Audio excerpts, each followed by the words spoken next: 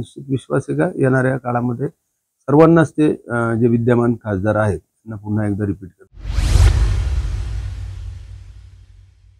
जिथं जास्त गर्दी असते तिथंच लोक जास्त इच्छुक असतात आणि म्हणून कदाचित मला असं वाटतं का कुणीही जो इच्छुक उमेदवार आहे ते सातत्यानं कुठल्या ना कुठल्या पक्षाकडून आपल्याला उमेदवारी मिळावी यासाठी प्रयत्न करत असतात।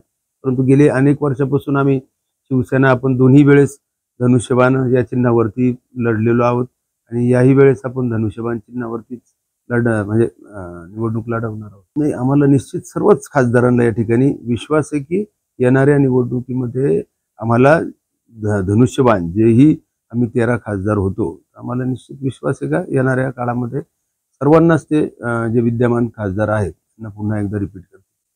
मला असं वाटतं का मागे आमच्या जेव्हा सर्व खासदारांची बैठक झाली त्यावेळेस सर्वच खासदारांचा आग्रह होता का आपल्या ज्या शिवसेनेच्या धनुष्यबाणावरती जे आपण 18 जागा जिंकलो त्या 18ची 18 जागा आपण पुन्हा जिंकू, पुन्हा लढू आणि पुन्हा 18च्या 18 जागा जिंकू अशा प्रकारचा आग्रह आमच्या सर्वच खासदारांचा त्या ठिकाणी होता।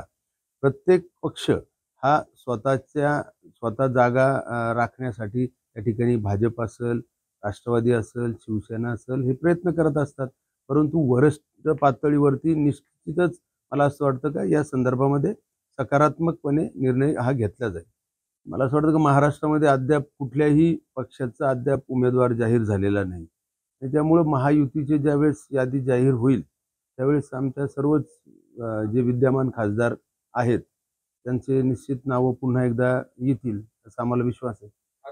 वाटतं का शांतिगिरी महाराज हे एक साधू संत म्हणून प्रत्येक जण आम्ही देखील त्यांचा सन्मान करतो आणि जी काही चर्चा मुख्यमंत्र्यांसोबत झालेली असेल मला असं वाटतं का प्रत्येक जण इच्छुक उमेदवार भेटून आपले म्हणणं त्या ठिकाणी मांडू शकतो।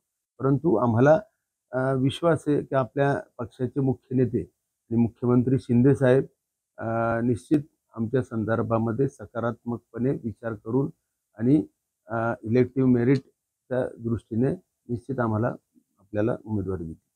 इतर जागा आहेत राज्यभरातल्या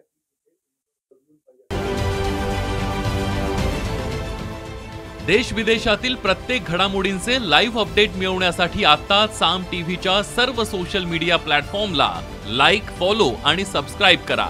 तसंच सर्व नोटिफिकेशनसाठी बेल आयकॉन प्रेस करायला विसरू नका।